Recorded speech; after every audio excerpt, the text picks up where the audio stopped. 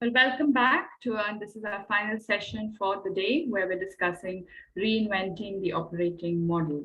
So before we start into the discussion, I would like to quickly introduce our panel this afternoon, starting with Mr. Robert White. He's the Head of Technology and Innovation in Engie Solutions. Mr. Robert is a senior energy and technology professional with over 11 years of experience of leading and developing and delivering large performance contracts and service agreements for clients in the UK, across Europe, and in the Middle East. We also have with us Mr. Tony Martin, the CEO of Bonian FM. He has with him over 13 years of experience in the Middle East region. He has led FM companies to being recognized and awarded for excellence by the industry in the region. And he has led large, diverse FM delivery teams, providing fully integrated FM across large property portfolios for highly prestigious clients. And he's also been involved completely in all aspects of FM delivery, from operations to generating and driving strategies. Also joining the panel this afternoon is Mr. Aayush Puri, who is the head of ANACITY, which is a PropTech-driven community management platform. Mr. Aayush Puri is an experienced professional with the demonstrated history of working in the information technology and services industry. And our moderator this afternoon is Ms. Kaarin Kalavus. I hope I got that right. She is the Associate Director of BIM, Turner and Townsend. Kaarin is a specialist in the digital construction and asset data with diverse experience in design, construction, and consultancy in the UK and Middle East. Kaarin has played a pivotal role in developing BIM enabled quantification capability in the Turner and Townsend Middle East business, and she is also currently leading a digital transformation program for cost management services to enhance overall offering. So before I hand over the discussion to Ms. Kaarin, viewers, please note that you can post in your questions in the chat box. Do let us know who you are addressing the question to, and a panel will take them in accordingly. And we do have the event feed on the homepage where you can post in your feedback and take the discussion out there. So over to you, Ms. Kaarin. Thank you, Megha.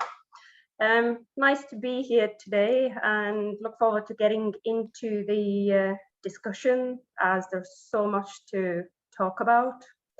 Just before I get over to panelists and get these questions to them, I've just got a little bit of brief to really share with you about the subject. So obviously in every industry, including property, customers' digital expectations are rising, both directly for digital products and services and indirectly for the speed, accuracy, productivity, and convenience that digital makes possible. But the promise of digital raises new questions for the role of operations management, questions that are particularly important given the significance of time, resources, and leadership attention that organizations have already devoted to improving how they manage their operations.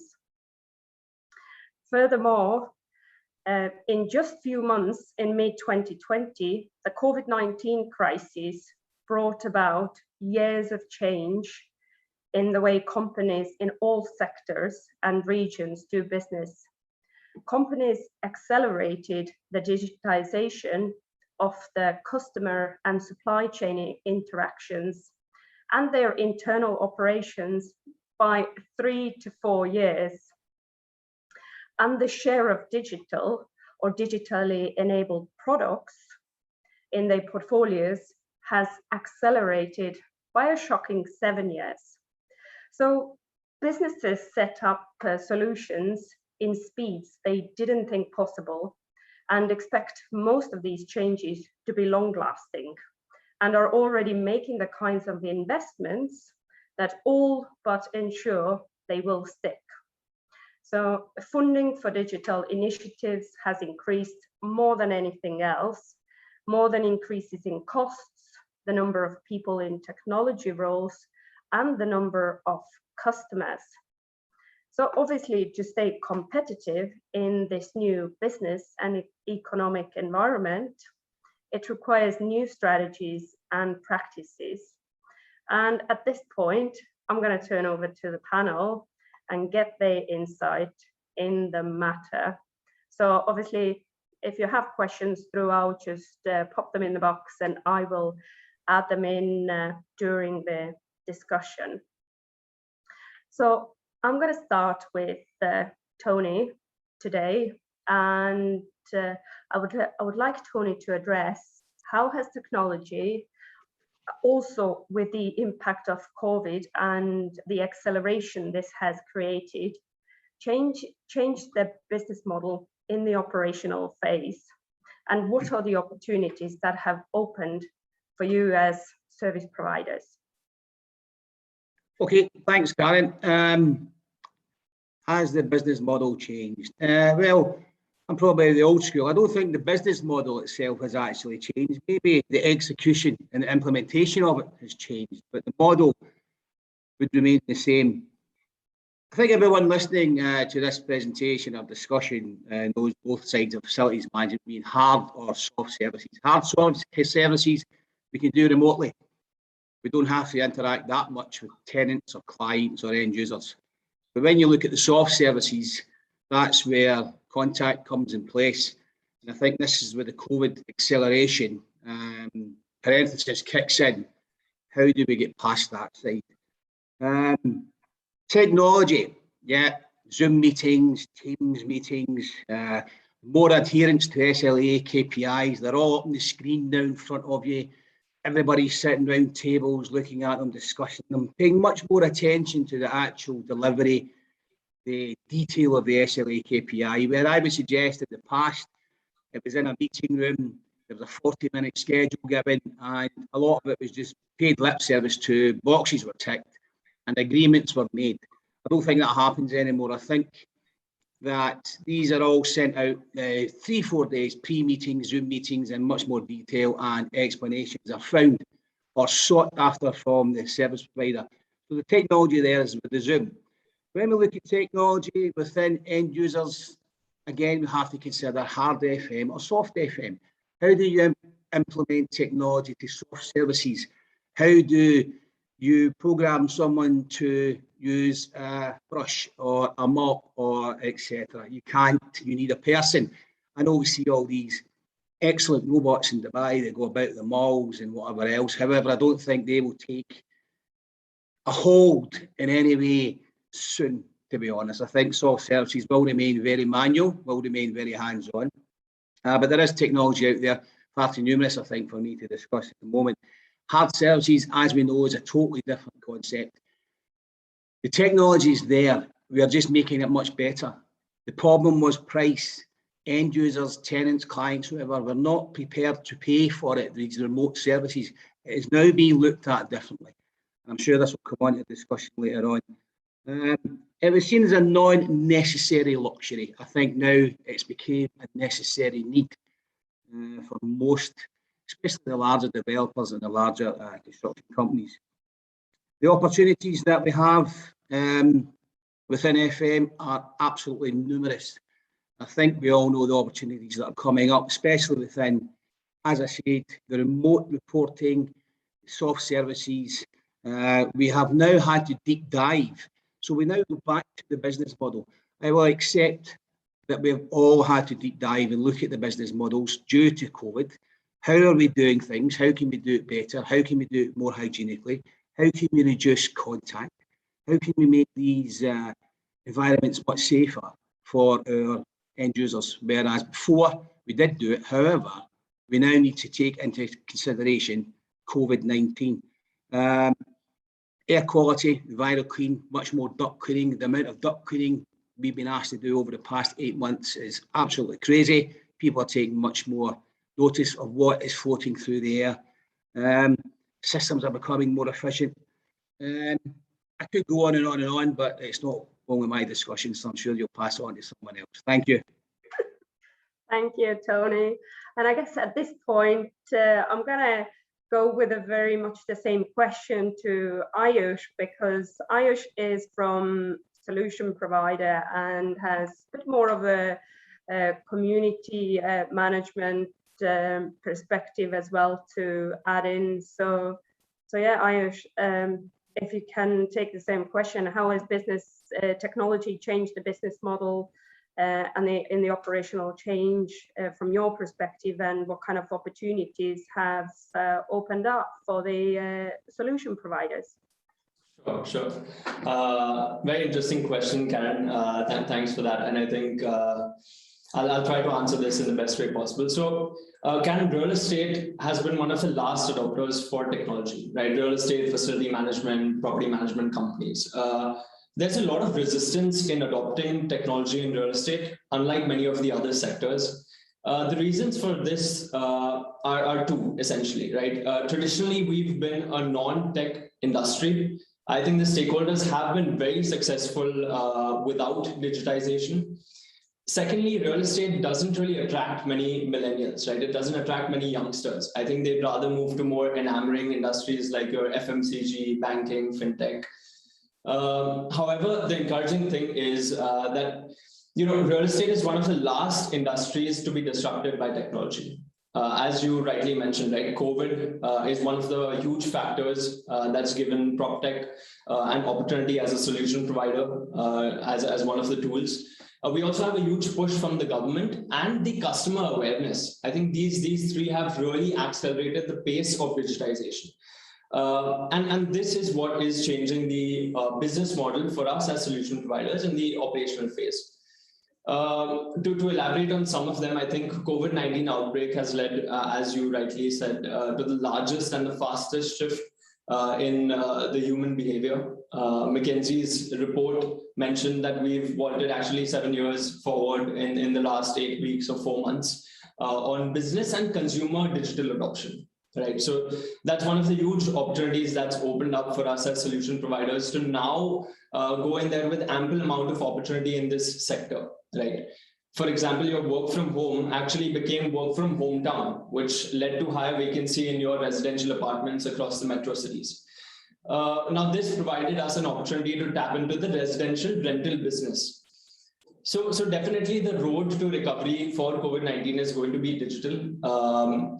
Additionally, coupled with this, the government's push of digitization in Jan 2019, the UAE government had released a national community design policy where FM companies, OEM companies have to essentially empanel some sort of a smarter system with them, which they can then provide to their customers, such as your residents, etc. Right. Lastly, your customers across the value chain are now being more inclined to go digital. Customers have become very aware, very well connected. If I take the example of my own grandmother, she's about 85 years old and she's always visited the supermarket to get her groceries. I think today she calls for lemons from your Amazon Fresh. So as solution providers, we've recognized that as long as your digital platform, as long as your SaaS platform to facility management, property management companies is enabling, as long as it's secure, it's convenient, and most important, easy to use for the internal and external stakeholders, the market will always exist. So yeah. This is great. I mean, it's great to hear that there is plenty of opportunity out there. And obviously, yeah, we all order our food online now. I think COVID, as we were on lockdown, we didn't have a choice when we were only allowed 1 hour out of their house. So at this point, perhaps Robert, you can share with us what are the key trends currently disrupting the operational models in the property space, and if there are any key examples you can share. Thanks, Kaarin. Yeah, sure. Good afternoon. So in typical operating models, what we often see is between the different verticals of the built environment, they're often tending to operate within isolation and not across each other. And we found that it's essential to establish a synergy between all of the verticals. So that includes property management, asset management, utilities and energy services, and prop tech as well. And it's really important because our clients require one version of the truth across the property to allow them to make data-driven decisions about their building and about their organisation. So by operating like this, from our point of view as a solutions provider, this allows us to optimize our own operations and offer better value to our clients through the integrated services. And then from a client point of view, they receive operational efficiencies, environmental improvements, a better quality of service from an integrated service, and also cost savings. So to give you one example of that then, as an organisation, we have a technology-led approach, and this starts by combining together energy, asset and facilities management data, and this improves both the visibility and the control of energy and asset spend for our clients across our portfolio. Is there, I'm just kind of thinking, perhaps I'm just going to throw this similar question to Aayush and ask if is there any other trends or specific examples you see in the marketplace? Right. So definitely there are trends in the market space. I think with PropTech coming in, with FinTech coming in during the 2007 financial crisis, COVID-19 has now given PropTech an opportunity as a very powerful tool to come in. So yeah, there is a huge amount of opportunity for PropTech, new trends that PropTech is bringing in. So PropTech is getting in ConTech, which is your construction technology. PropTech's bringing in your real estate FinTech, flexible workspaces. So definitely, I'm very confident that there are opportunities that are opening up for solution providers in this space. I guess continuation of the same subject. So Robert, what do you think future will hold for us when it comes to trends in the operating models? I think the key which I touched upon was the synergy across the different building verticals. It's all about getting the data out of existing buildings, which already exists. I mean, lots of information is in existing assets and equipment within buildings. It's just not being extracted and utilized. So as we integrate that and get data out into cloud-based services, it allows us to see things and to drive efficiencies in properties that weren't seen before in typical operating methods. Well, I guess it's coming to the sensors and IoT and all of this technology to capture this facility-based information. And I guess in the communities management, more of these mobile phone apps and getting everything done technologically from your fingertips. Exactly. Yeah. Tony, are you as a FM service provider witnessing any radical changes in the way clients procure or place contracts at all? Well, what we're seeing now is Dubai is now, let's say, 15, 20 years old. I know it's much older. However, when we look at the buildings, we're at that life cycle stage where things are beginning to break. Things aren't working as good as it should be. FM wasn't as good as it could have been. The advances that were made in other parts of the world didn't come to Dubai until recently. And I would still suggest they're mostly not in most of the Middle East. The opportunities for technology is absolutely massive. Although I would suggest a lot of it is retrospective. It has to go in now. Robert was spot on. There's so much information within a building that is not recorded, that is not used. One of the days with the technician or whoever would walk around with his tick sheet, his piece of paper, go, yeah, open up the motor casing, have a look, put a bit of grease around the ball bearings, etc. Everything was tickety-boo for the next 6 months. That's all changed. Technology's been a big part of that. Tenants, clients, developers all know this now. When I first came to Dubai 14 years ago, they were speaking about bringing in FM consultants into the design and build phase. Still doesn't happen. Doesn't happen. I was involved in it 14, 15 years ago for Dira, the fish markets. And then it all just kind of disappeared. All down to cost again. How much is it going to cost? They didn't look at the long-term savings. As we know, very transitional place. People are moving on in jobs 2 to 3 years. The savings that people in this discussion could make to any development or any properties is substantial through the knowledge that we have. I would say that people are now beginning to understand this. We are not in it for the money. I think we wouldn't be here, would we? We are in it here to pass on our expertise and exactly what it is that we're doing. And I can see the way we're all speaking, we enjoy what we do. Tenants, clients, end users are all much more informed now.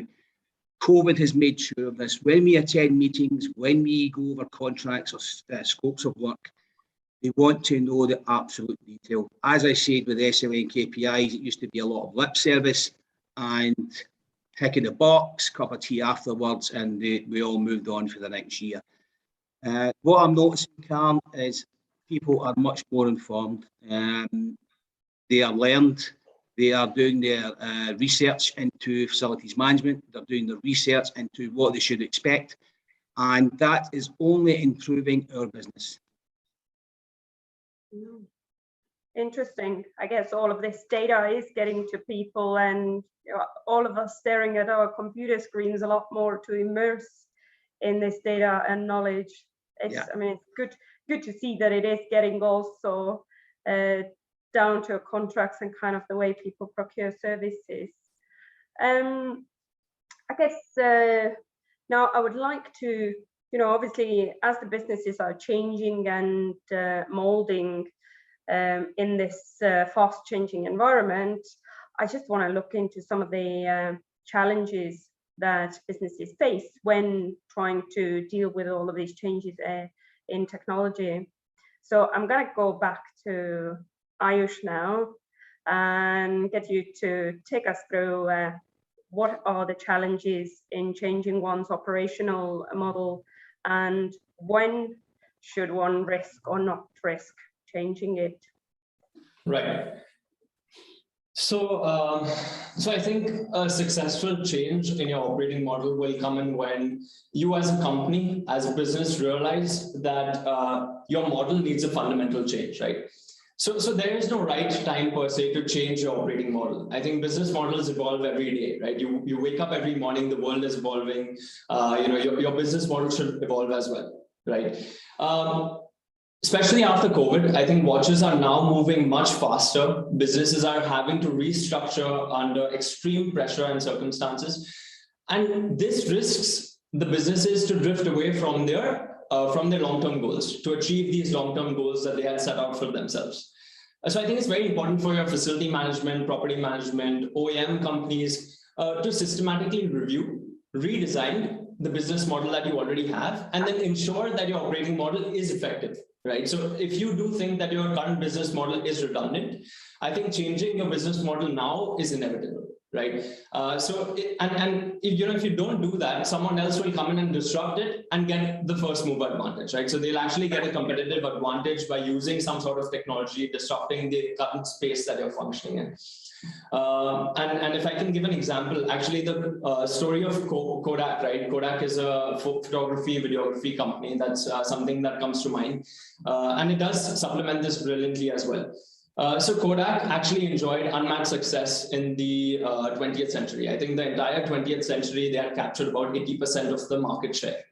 The fact that they did not change their operating model is actually what killed them, right? What killed their success. So Kodak's plan was actually to sell cameras at an affordable price, and then you have a small margin, and then you have large margin to sell your camera accessories like your films, your printing sheets, etc. Here we see that the operating model was not redefined, it wasn't relooked at, because as technology progressed, you got your digital cameras, right? And Kodak actually dismissed the capabilities of these digital cameras. What's interesting is that the inventor of digital cameras, Steve Sasson, was actually an electrical engineer at Kodak when he developed this technology. He went in there, told his bosses to reinvent the current operating model, but they didn't pay any heed to this. And this is where they actually, this is what led to their failure, right? They ignored the idea of bringing in technology, bringing in innovation, and not adapting to the changing market dynamics. I think that's very important for us in facility management, OEM companies, to now, after COVID, reinvent yourself, notice when your business model is redundant, and then take the risk, right? To answer your question as to when to not take the risk, I think what we've seen as solution providers, when our tech guys, when our tech team builds a product and they don't build this product fitting it into the business, that's when it's a risk, right? So our tech team is very, very, they work parallelly with the business team. I don't think they both can be divorced, right? Your tech needs to incorporate inputs from your business, from your customers, from the community managers, the facility management companies. If they don't, it's going to be a square peg in a round hole, right? It's never going to fit. The second thing that we've seen as solution providers is that your technology, which is built up, right? As a platform, we have a SaaS platform, we provide technology to the community managers, the facility managers. Now, when this technology is provided and not adopted, that's when it's a risk. So I think these two risks really need to be mitigated. But all in all, to summarize, I think if your business model, your operating model is a way of making your team smart, it's not really a risk; it's actually a necessity.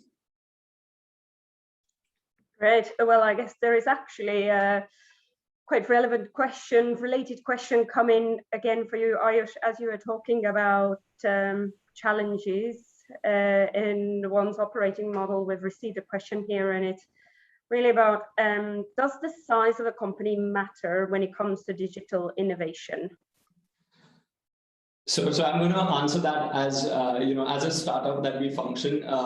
So for me, no, I don't think so, because we're just a small team, lean team with a couple of tech guys. So I don't think the size of a company really should matter when it comes to digital innovation.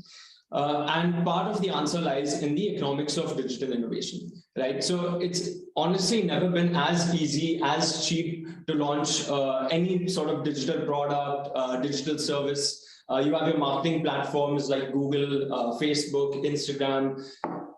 You have marketing softwares that have actually contributed to this fact. If you look at any of the startups, like you look at Uber.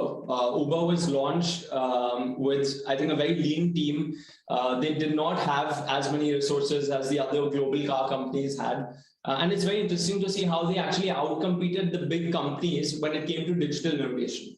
Right. So in other words, the size doesn't really matter. I think once technology disruption is underway, there is no stopping it really. Right. When Uber was launched, the taxi drivers went on a strike trying to stop it, but that only helped with the PR for Uber. Right. So the usage of Uber on that day actually jumped by 800%. So the lesson to learn from this is let your competitor do the PR for you, and then you're in good shape. And also that when technology is underway, there's going to be no disruption at all, because Uber, being a company that did not own a single car, actually went in there and competed with some of the big firms. Thank you. Hopefully, Ahana, your question was answered. We're going to continue on this subject of risks and challenges, and we're going to go over to Tony now. Because obviously, as already mentioned earlier, obviously investment in technology can be a costly affair. So what are the operational risks and challenges to be considered? I guess you may consider more of a FM environment for that question. Okay, something that Robert's touched on a couple of times, synergy between the different services is a big one. Whatever technology that we bring in, we have to ensure that we're able to use it throughout the business. It's no good it's just being used for a separate vertical of the business. That is then linked to a return on investment and the financial outlay that we're actually going to put out on this type of technology. Technology is changing so quickly, and before you know it, you buy something that's all great and dandy and tickety boo and everybody's clapping and mooing. In 12 months' time, it's been replaced by something else. And your ones became obsolete, and the end user wants the new one, just like the Apple phones, etc. Yeah, operationally, it costs a lot. We have to be able to justify the cost, because the cost is then added. I know we have the capital expenditure, however, someone has to bring the money from somewhere. Even if the shareholders invest it, we have to give it back to them at some stage. So we have to put in that cost to our tendering. When we put it into our tendering, does it take us out of that competitive bracket? Have we added too much technology? It's happened to me in the past where I worked with companies, we brought in all this great technology, and it just didn't work. We ended up not making very much money because we were paying all this money back for technology, and clients weren't wanting to take it forward. This then leads back to one of your first questions, Kaarin, where people are now becoming much more informed and advised about the technology. So the uptake is now better than what it was, I would say, pre-COVID. People are now happy to take it on and pay for it because they're now beginning to see the benefits of it. The outlay of cost, something has to be sacrificed. If we can't have investment for it, or our investment has been targeted elsewhere, how are we going to pay for it? What service is going to be affected in any way? Does that technology, as I say, only provide a service to one separate vertical, i.e. hard services? It's a bit unfair on the other departments. As I said, facilities management has always been a hands-on approach. It's very manual. People will disagree. That's up to them. People are younger than me, probably a lot younger, most of you. However, it's like construction. I always kind of say, are we going to see technology actually building high-rise towers? No, I think we're always going to need the manual approach. Technology does have its services and within facilities management, and there is more and more coming to the fore. We're seeing it every single year. However, it is coming at a cost. Yeah, I guess we're seeing very much the same in construction, that need to be mindful of how much technology we include as part of our pricing, and where they can provide efficiencies and where they're seen as extra costs. I guess, again, related to these challenges and considerations, maybe Robert can kind of give us a little bit more insight with regards to dealing with internal and external stakeholders during this digital transition and digitization process. Yeah, sure. So we're talking about a digital transition, and so like with any type of transition, a transition is simply a change. So any kind of change management, there's always inherent obstacles to review and overcome with that. As you said at the beginning, Kaarin, there's people that have adapted technology early, the market leaders. And on the other end of the scale, we had people that have been dragged through it as part of COVID, but because they had to. And I mean, well, even worse so, we've had organisations which simply haven't survived. So that's what's raised the importance where we are now, and it's been easier to unlock and implement the opportunities.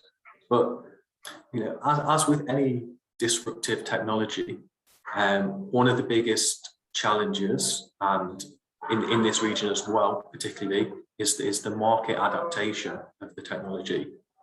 And however, we've found this can be overcome by educating clients, so more of a long-term process, and then also demonstrating case studies and success stories in the region.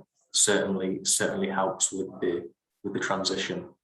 I think for anyone about thinking about implementation, I think one of the key things to notice, it's really important to engage all of the stakeholders across your organizations as early as possible.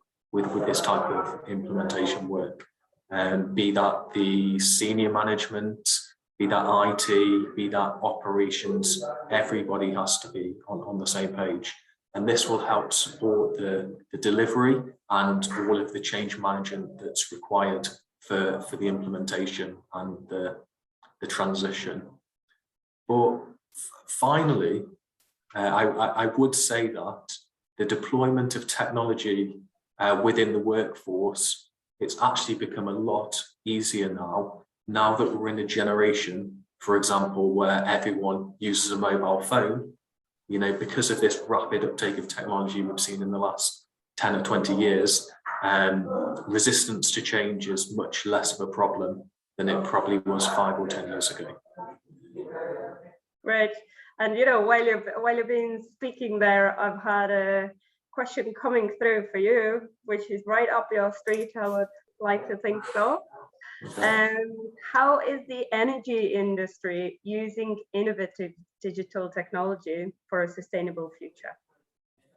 Okay, as we said with Tony before, we're in a region now where we're getting to a point that assets are failing either because of their age or lack of maintenance. So there's a requirement for mass adaptation of equipment replacement or equipment retrofit or installing new technology in order to improve the efficiency of equipment. So energy service providers through ESCO models or EPC type agreements, you know, we're offering to identify savings opportunities for our clients, to guarantee the energy savings for them in terms of the new upgraded assets, and also to finance those projects for them as well, so they don't have to provide the capital and they can be repaid through the operational expenditure. So actually the energy services companies and teams are probably some of the most developed models and success stories in the region in terms of using technology to drive efficiency. There you go, great. And I guess related to this also, and obviously this use of digital technology, I mean, across the board. And this one is probably a question both for Aayush as well as Robert, as more of as solution providers. It's really, what about the security and cybersecurity risks associated with implementation in property technology? So as we were talking about before, and as Tony said as well, there's a great wealth of data that already exists within buildings, and in a lot of commercial properties and industrial properties as well. That comes from the building management system or SCADA or similar type system, where all of the assets are already connected together. There's a wealth of data, and it's just not being utilized properly. So clients are often sitting on top of lots of useful information that they didn't realize that we have, and companies like ourselves help them make use of this data. But the challenge is, now that the most advanced technology is cloud-based, this means that all of this data that was previously on-premise now have to come off-premise in order to get into the cloud-based systems. So that's where the inherent risk and a new way of working is coming from. Therefore, the security is key, and clients should certainly make sure they identify the right solutions provider with a lot of knowledge in this area, because there has been cases where around the world where things like this haven't been managed properly and caused buildings to be shut down, personal data to be lost, this kind of thing. Yeah, I guess there was not long ago, well, there's quite a lot of ransomware tax and very costly affairs all around the globe. So with regards to Aayush, I mean, you also provide community management platforms, things. So how do you deal with this risk of cybersecurity and provide confidence to your clients? Right. So, you know, as Robert rightly said, there's a lot of data nowadays, right? Data is sort of the new oil, and you have to protect this data. You're getting data on residents, the OEMs are getting data on complete properties, communities, and it's very important to keep this data secure. So I think there are a number of layers that go into this. And as Robert said, you need to appoint the right solution provider, right? So even as a SaaS platform, we have appointed a right solution provider who can look into the security aspect, right? I think this is a complete different vertical. It's very important to get a solution provider that has maybe a SSL level encryption of the data. You know, depending on the data that you're holding, it's very important to have a company that's actually taking care of this for you. And you know, taking care of the government regulations in that space as well. Great, thank you. So just kind of like, as we're looking at success and how to really mold our businesses to the next generation operating model. So I'm going to come to Robert again. I'm sorry, I mean, you've been talking quite a while here already, but what would you say the key foundations and capabilities for businesses to scale their next generation operating model are? So we're a solutions or service provider, like my colleagues on the conference today as well. So, you know, based on our model and our experience, outsourcing solutions allows our clients to concentrate on their core business, whilst the providers like ourselves bring the knowledge and expertise for implementation, and we help things keep running in the background. Noticeably, the client doesn't see this all of the time, like Tony said, with the KPIs, but in terms of the data, we're improving the visibility of operations and what's happening. You know, often our services are just being delivered in the background with minimal disruption to our clients' core business. For people that are looking to scale and implement new models, as I touched on before, it's important to find the right partner to support you with this. And also, Tony talked about the right level of technology. We can't say that we've got the best technology in the world, but our price is now 150% because we can't compete in the market anymore. Obviously, we need to deploy the right level of technology across our clients' organizations to find efficiencies in our operation costs and their utilities, so that technology is an enabler to provide additional value rather than an inflated cost. So yeah, working with someone that deploys the right level of technology is really important. And also, as we just touched on, knowledge around data and cybersecurity. But for the people listening today, my recommendation would be to either start collecting or start improving your data quality now, be that utility data, asset data, or operations data.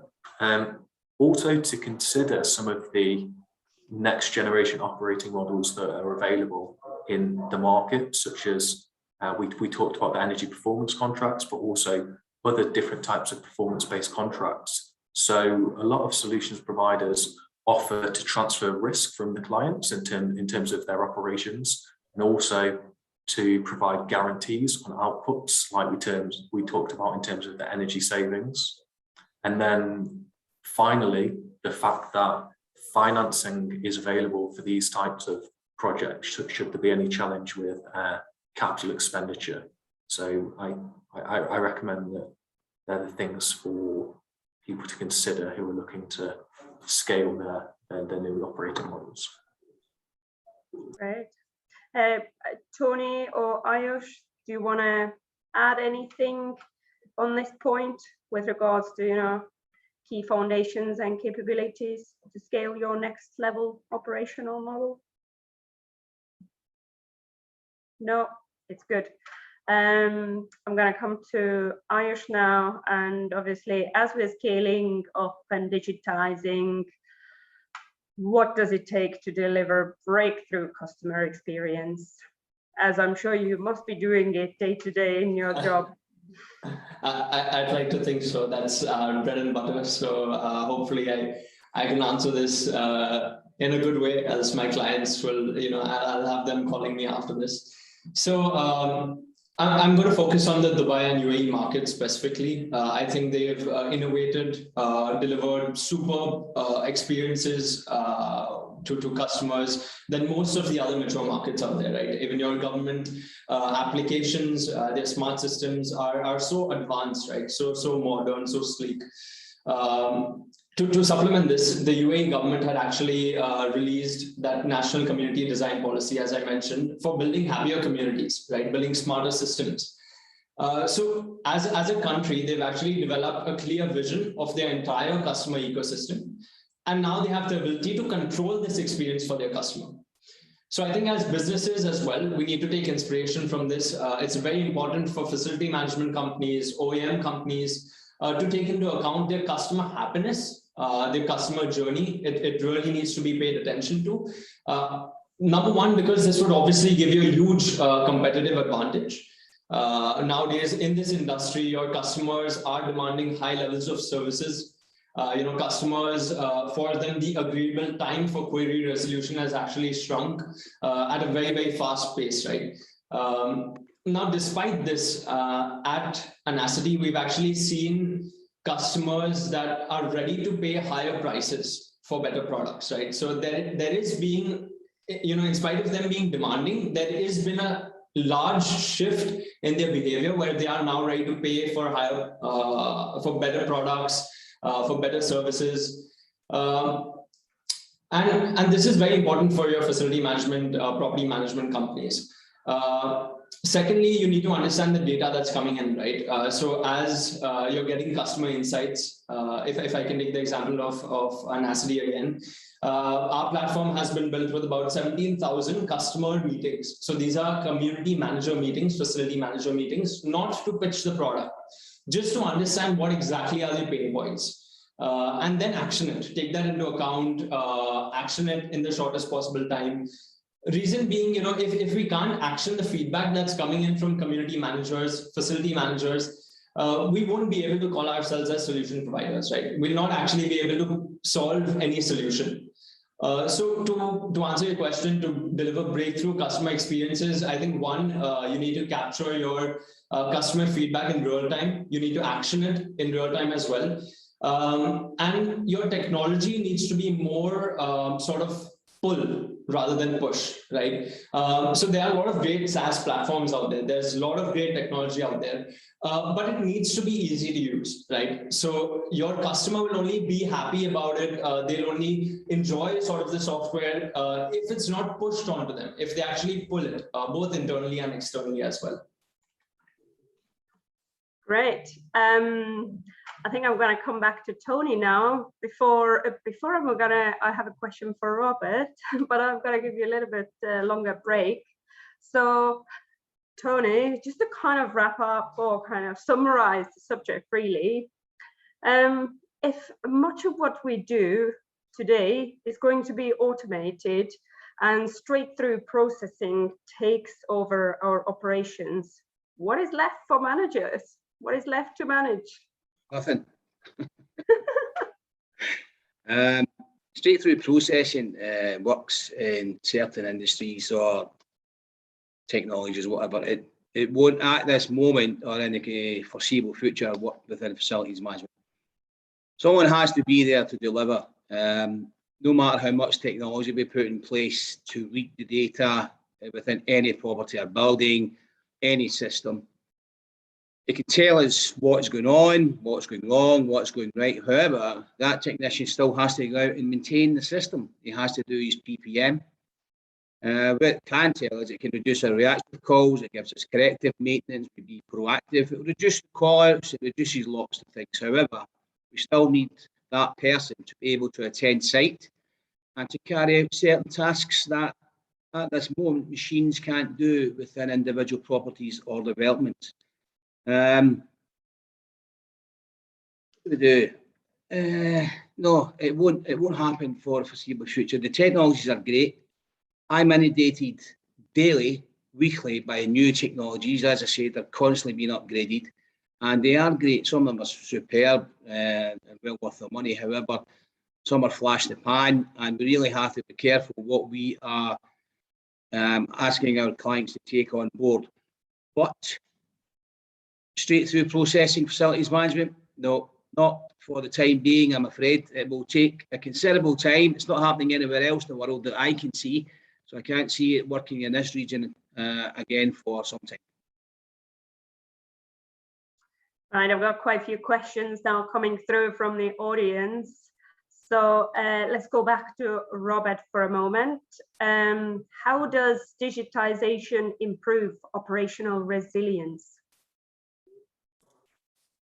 I think, yeah, a big part of digitalization does improve operational resilience. Whilst we've been talking, I've focused on efficiencies, and from an energy point of view, we can use the same information and failure to model the performance of assets. We can look at their historic trends, and we can also predict how those assets are going to operate in the futures, and therefore predict breakdowns and failure. So using the same data points that exist within the buildings, we can improve the operational resilience within buildings.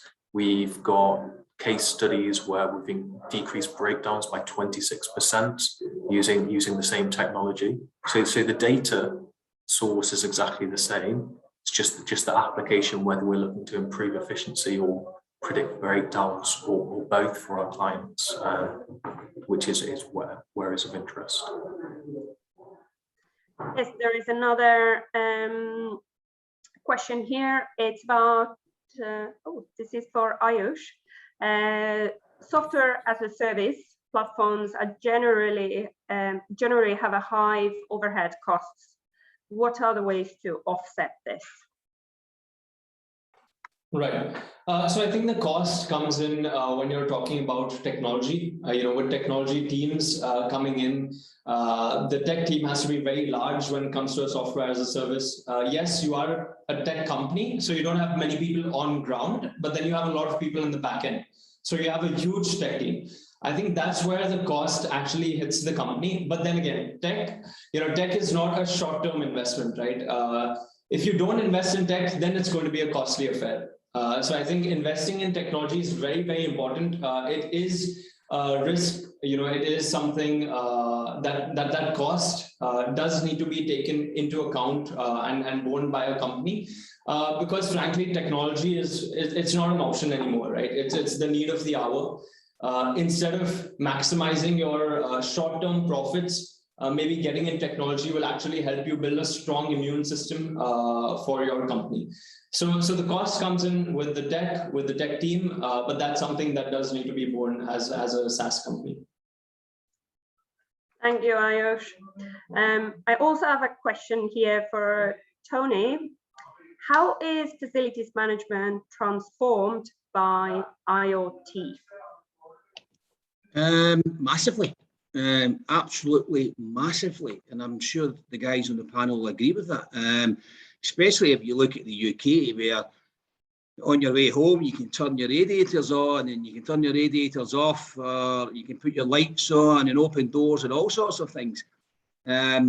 Once they start bringing this here to this region, I think it will take off massively. I know it's already here, however, it's to a higher extent.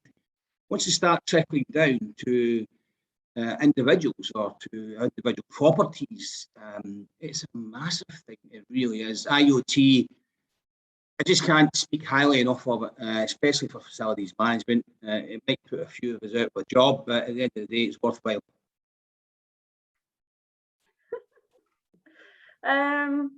I guess related to IoT, there's a lot of data that we collect with these devices, and obviously data has been touched throughout this discussion. So I've got another question for Aayush here. How can service providers, solution providers, make data analytics work for them instead of the other way around, I guess, yeah. So, data analytics can help in several ways. It can definitely improve your customer experience. It can improve your operational efficiency. It can improve decision-making. As a facility management company, I think Tony might agree that you can do preventive maintenance rather than reactive maintenance, right? If you do understand the data that's coming in. You can improve your customer service. You're getting a lot of insights onto your customers, right? About your customers. So you can tailor your services according to them. And that will only help you build stronger relationships, right, with your customers, because you're actually personalizing the data that's coming in. There are a lot of ways for the PropTech industry, for the real estate industry, to actually use this data. You have your IoT devices, as we spoke about. You have your AI, ML, robotics, VR. But I think we definitely need to go back to the basics. If I can give an example, there are a lot of OTT platforms out there. I use one in particular, which is Netflix. And the reason being, the algorithm already knows my behavior. When I open Netflix, it throws out suggestions to me based on what I've watched in the past, which trailer I've probably looked at for 60 seconds. So the 100 million subscriber data that they're getting in, right? They're actually using this data to understand the consumer behavior, and then they're personalizing it. Your second thing, as solution and service providers both, it will improve your operational efficiency. It will streamline your operations. If you have a good understanding of what your customer wants, you can actually do targeted advertisement. You don't need to waste time, building a product, building a module as a SaaS company. If you've understood what exactly your audience wants, right? You'll actually create communication campaigns, products that address their interests. For facility management companies, if you understand, the data that's coming in, you'll be more efficient because you can create reports. You can actually do root cause analysis. You can implement your BMS systems to minimize the cost. So you're collecting all this data, right? But at the same time, you're also improving the decision making for yourself. You're eliminating all of the guesswork that actually goes into this. Right, you've got a 360-degree view of what your customers want. So I think that will definitely enable you to better meet their needs. Thank you. At this point, I just want to tell everyone, if you've got any last-minute questions, please send them over, because we're, almost gonna close the session. So you do have a few minutes still to ask questions. But we do have another question here for Aayush. Well, another few questions actually. When you get into the PropTech world, what are things you should be cautious about? Right. So the future is sort of uncertain when you're moving into PropTech. I think we can start there, right? PropTech, looking back, was probably a $20 million industry maybe 10 years ago. Now we are somewhere at about 12. I think we are at about 12 to 15 billion, and moving forward to maybe 25 billion next 3 or 4 years post-COVID. So PropTech, getting into this industry, I think you have to plan now for unprecedented growth. There's going to be huge growth that comes in post-COVID. With the lockdown opening up, COVID is actually given PropTech an opportunity to become a tool to overcome this crisis.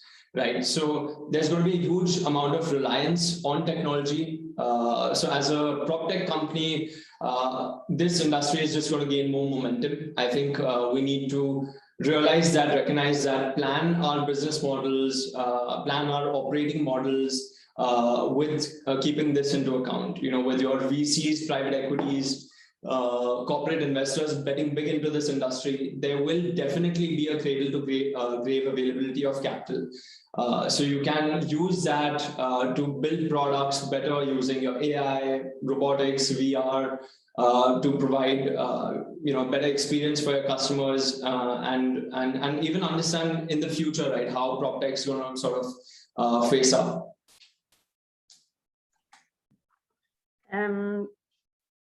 There is another one for you here, Aayush. How can data help you as a company? I think this question actually should be asked from every one of you, because we've touched so much on the data. But yeah, if perhaps every one of you can answer this question, and we can conclude the discussion on this. Sorry, Kaarin, what was the question again? How can data help you as a company? How can data help us as a company?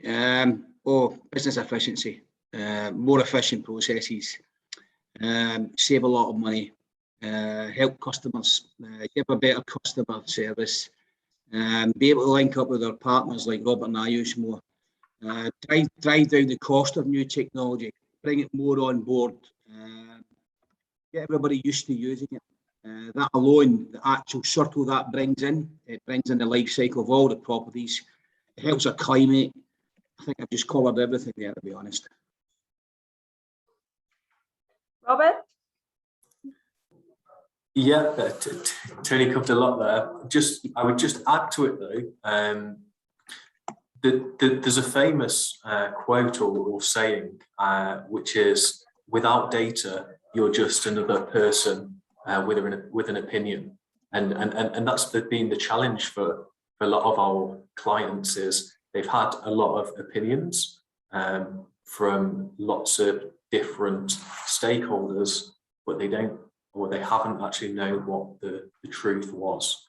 So by uncovering and opening it up and giving them access to this data, it's given them evidence in which is the best direction to go, and it's allowed long-term partnerships to be formed between service providers or solution providers like ourselves and our clients.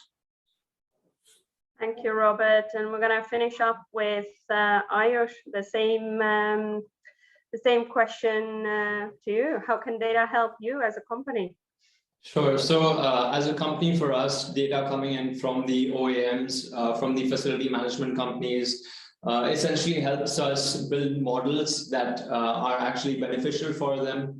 During COVID, we built up a model for facility management OEM companies, which would actually help them to prevent spread of COVID in their own vicinity, in their own community. We did so by having a COVID tracker, vaccination tracker, and also moving the complete community amenities using digitization. So, if you have to book, if you have to go to the gym or the pool, use any common area amenities, you can actually book this through the app itself now. So I think all in all, just understanding what your consumer wants and then building a product basis what they're actually looking for, and this can be done in real time. You don't need to actually set up meetings with your customers, get data from them. I think essentially your application, the servers collect so much data that's coming in from the daily usage of the application that you can start creating something that would actually benefit them and show the value add to them. Thank you. Thank you all for today's discussion. I mean, we do have plenty of more questions, and we're gonna get our panel, Tony, Robert, and Aayush, to hopefully answer them through the chat, through the platform. So for everyone. I hope you have enjoyed today's session and you've learned something from today. And yeah, speak to you very soon. Thanks, guys. Thank you. Thank you. Thank you so much, Kaarin, and thank you, panel. It certainly was quite an engaging session and a lot of takeaways from there. And with that, we conclude the day one of the Smart Built Environment Forum. I would like to take this opportunity to thank all our speakers who are here with us today and our sponsors and partners. Just to mention, diamond sponsor, Nakil Community Management, the gold sponsor, Ijada and Serview, the silver sponsor, Innova, Kaizen Asset Management Services, Netix Novus, Provis and Socienta, and our knowledge partner, CBRE, and not to forget the technology partner, Facilio, and our strategic partner, JLL, and innovation partner, Emerald Services, and our segment sponsor for the PropTech section, Urbanize. Thank you so much. Have a good day, and we will see you tomorrow. Bye-bye. Bye. Thanks.